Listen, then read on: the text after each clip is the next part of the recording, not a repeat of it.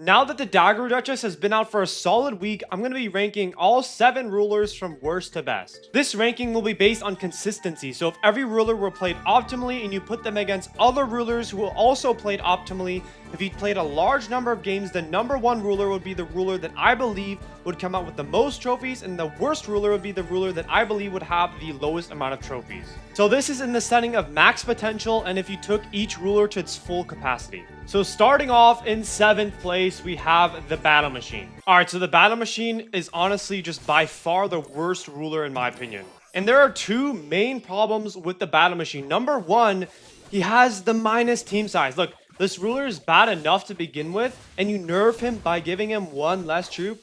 That is so detrimental because you lose out on a potential trait that could be really good, and you lose out on an entire troop. So the whole idea with the Battle Machine, right, is alright. Also, like, look, I don't know what this RNG is, but like, I promise I'm not like, faking the matches. But look, the problem with the whole premise of the Battle Machine is you basically sacrifice 1 troop in exchange for these other buildings. So the question you have to ask yourself is, obviously, is the 1 troop worth is losing the 1 troop worth gaining these other buildings? And my answer is no. The buildings are just too weak. Also, why did he put his skeleton dragon in the jump top? I'm not exactly sure. But the buildings are too weak. So I think the buildings, in order for him to sort of keep the same design, I think the building needs a buff, or the system needs to be reworked, because it's an issue, sort of. You have a bit of an RNG problem. Maybe you just get like a bad building as your 1-star that you would have wanted later, or maybe you just get a bad 3-star building.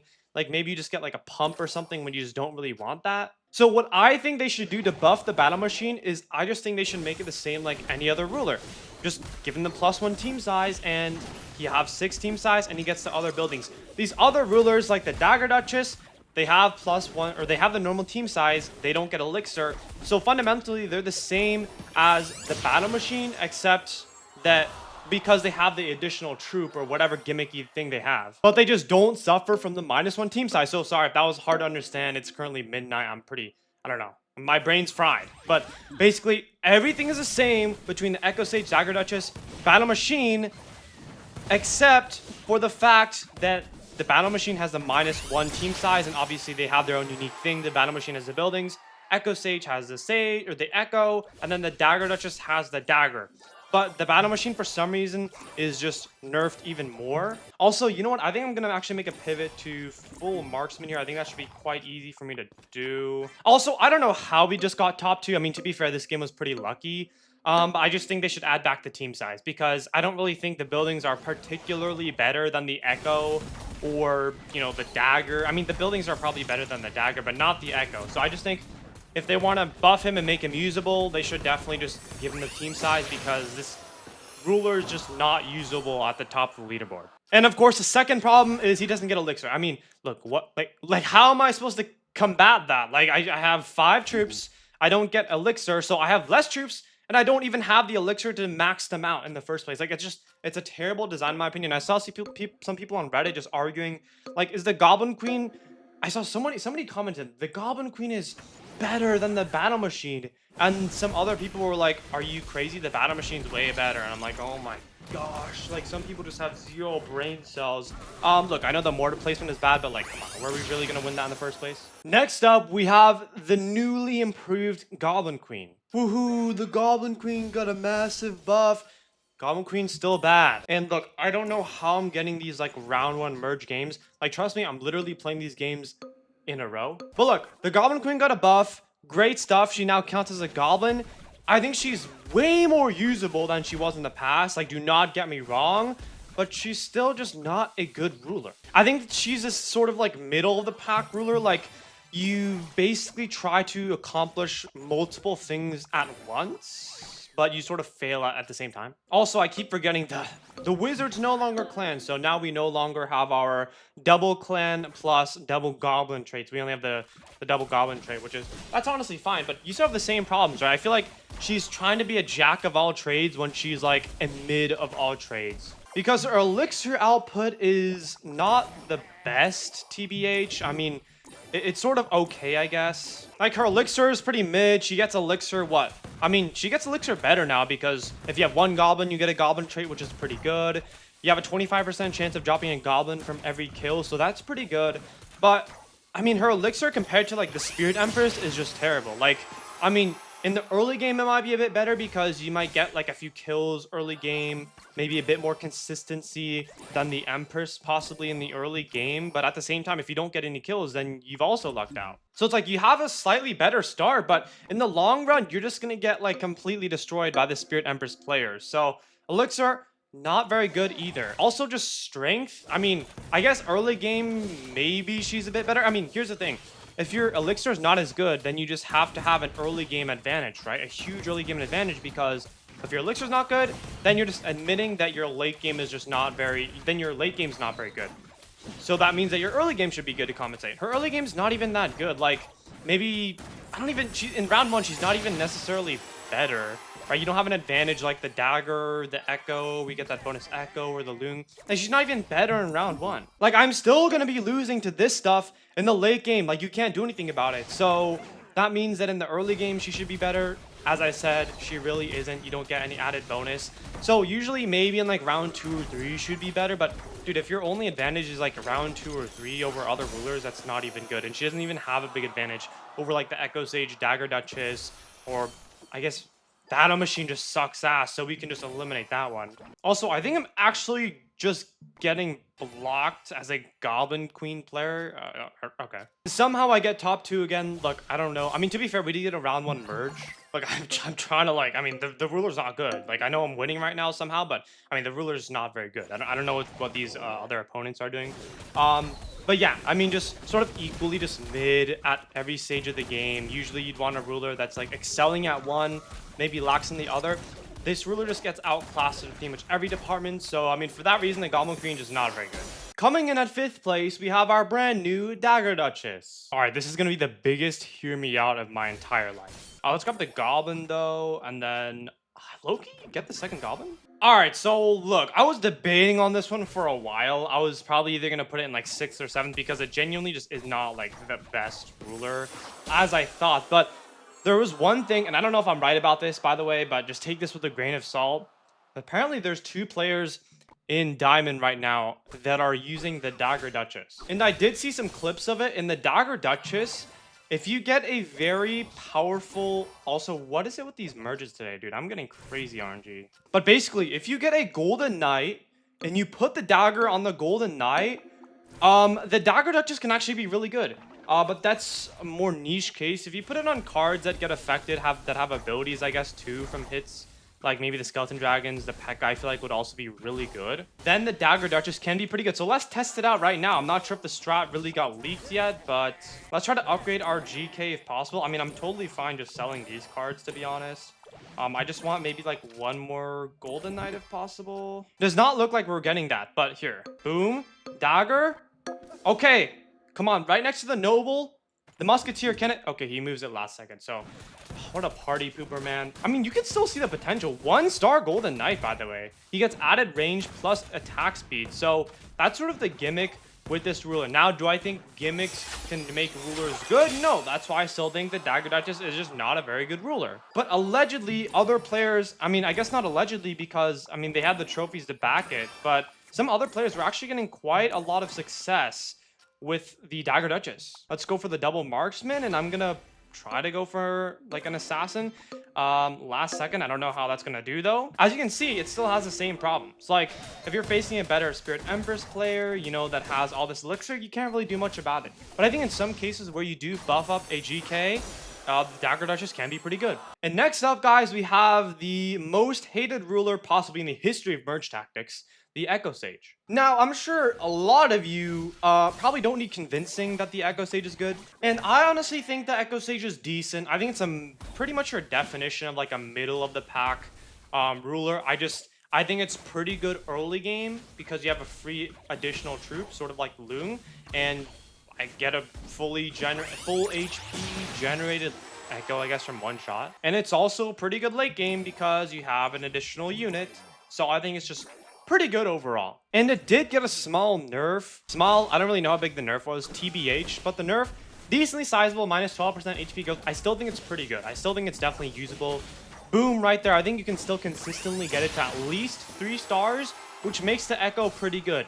Now, why do I think it's not at the top? Also, I definitely should have got the Knight there. Actually, it's not that bad. I get Marksman too. I don't think it's that bad, actually. But while I do think the Echo Sage is pretty decent, if you're facing players that are playing the Spirit Empress, for example, that know what they're doing, you're not going to get very far from it. Also, I mean, look, that's the reason why it's good. This got a 3-star Giant Skeleton.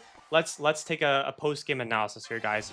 Assassins, 3-star G Skelly, still lost. I mean, it's a pretty good ruler. It's pretty decent. Also, do I have like no, I don't know. The item UI has been really buggy. Anyhow, though, I don't really think I used my brain this game. I mean, I basically just bought a decent troop.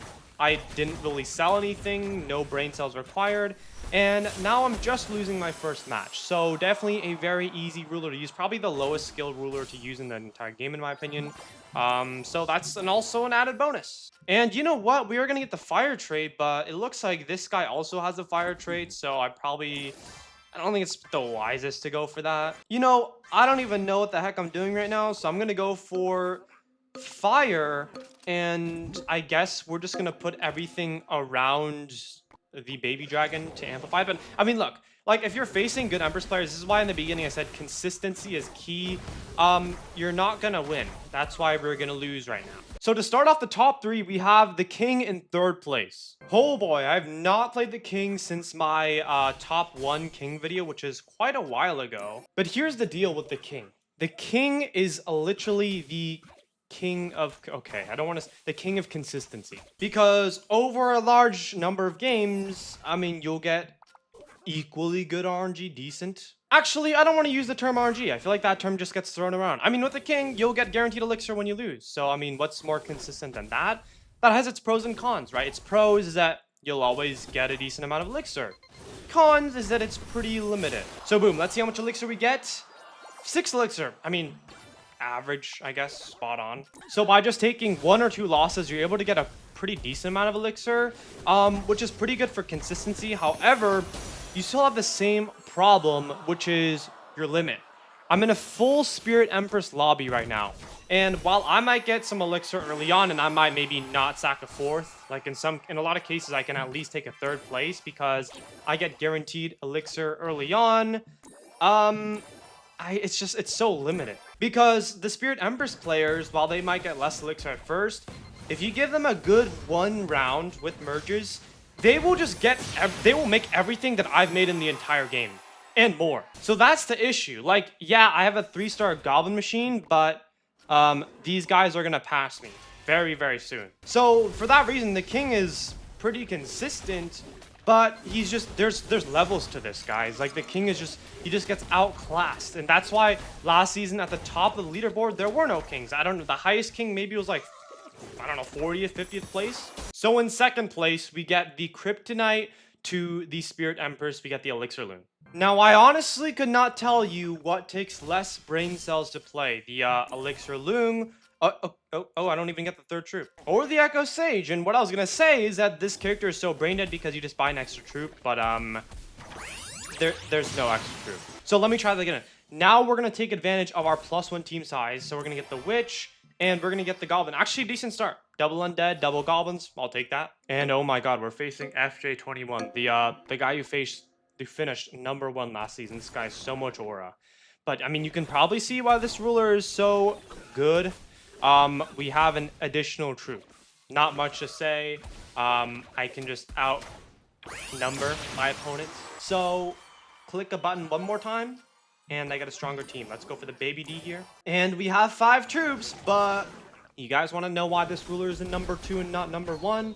Because there comes a point where the Spirit Empresses start taking over. And where that +1 elixir starts to not mean that much. Because while I have 1 more troop and 1 more elixir, yeah, I don't think that 1 troop is going to cover for the difference of like 100 elixir. So that's the same reason why last season all the top players were Empress, because you literally can't catch up to the Empress. Meaning that the #1 ruler is the Spirit Empress. Wait, what? I didn't expect that. Hey, newsflash, when you take a ruler and you give it infinite elixir, it's gonna be the most broken ruler. But yeah, obviously I won't go too in depth, but the Spirit Empress, while she doesn't get Elixir early game or any gimmicky thing like the Echo, Dagger, or any buildings, that Elixir does increase exponentially and you just get infinite Elixir at a certain point. Super broken, but in all seriousness, it is maybe a genuine issue. And also, I don't know why. I just can't really think right now after playing all these different rulers. I just swear I lost brain cells. But I was talking about this with someone, a few other people. And the issue, I guess you could say, is that, well, it is an issue to be fair. The Spirit Empress is the only viable ruler. So she's like a must-use if you want to place at the very top. So like I'm saying like top 10. In the top 10 last season, there were literally 0 rulers other than Empress because you can't make it up there without the Spirit Empress because that's how good she is. I mean, as you can see here, we're literally just getting infinite Elixir. So, I mean, this obviously is just very OP. And for now, I'm just going to go for the fire because that's sort of what I got. I think I might pivot though in case, yeah, like everyone's going for it. So I'm probably going to go for the full superstars instead.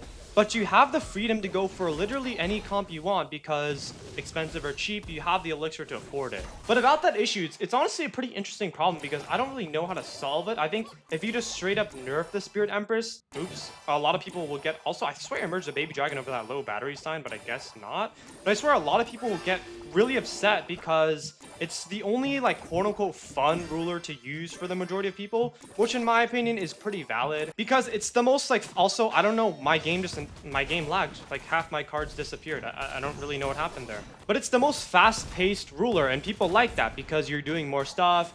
It makes you be more active, I guess, rather than just sitting there waiting for the round to end. So I feel like if they straight up nerfed it, then a lot of people will lose interest, especially the people that are constantly pushing. That's gotta be a painful sight to see for my opponent there, to be honest. Also, I don't know what the hell just happened to my troops. So let's go for the rest of our units here. We need the Archer Queen, and I think we need Goblin Machine, and then yeah, that's the last card actually. All right, my opponent somehow got that, so I gotta improvise. Holy. All right, let's switch this guy out, I guess. And I think I might have to go for... Wait. The guy that was going for the #1 comp just died, so I think I can actually go for that. As you can see, though, I mean, this guy literally... Also, our Goblin Machine's going insane. Hello? But okay, I'm going to make a last pivot, and we're going to see if I can actually pivot to, like, a usable comp in a single round here. That's going to be the capability, I guess, of the Spirit Empress. So let's do this. And it looks like my opponent had the same idea. I don't really know who wins this, to be fair. If I get a really good bomb off, then we do win. That's insane. I mean, I literally built an entirely new comp, had decent star levels over the span of 1 round. If that's not broken to you, I don't know what is. Now we just need to try to max out our cards. Let's go G Skelly here. 3-star that guy. I also need the Witch here. I feel like my opponent is also trying to like block me simultaneously. So maybe if I can get like 1 more 3-star, I'd be pretty happy. Perfect. I mean, look, maybe not that one. Also, I'm trying to go for this guy's P.E.K.K.A, but I'm just not really getting that somehow. Anyways, we'll just do something like this. I mean, hopefully we can win. Either way, though, this guy's comp is kind of ridiculous. Who did I put the Valkyrie Axe on? Oh, on the Skeleton King. Okay, that's kind of weird. Sometimes it like bugs out and doesn't show for some reason. But, I mean, hopefully we win this. I mean, to be fair, this guy does have a monk. This guy's RG is 1-shot. I don't think we'll actually win this, but I'm going to try to go for the P.E.K.K.A. Yeah, the monk's going to deflect everything. Oh. I guess I'll take that. I don't know. But yeah, for some reason, I'm not getting this guy's P.E.K.K.A. Okay, there we get the P.E.K.K.A. And here, let's actually put the Valkyrie's Axe on, you know, the Wizard, because that's probably a lot better than the Skeleton King that instantly dies. I mean, hopefully we'll win, though. Unfortunately, his Giant does knock back our guy. But if my Skeleton Dragons get some nice multiplications off... I mean, okay, just we won. But that's going to be the top, or I guess all 7 rulers ranked, in my opinion. So let me know in the comments if you guys agree or disagree. And until then, guys, I will see you in the next video. Peace.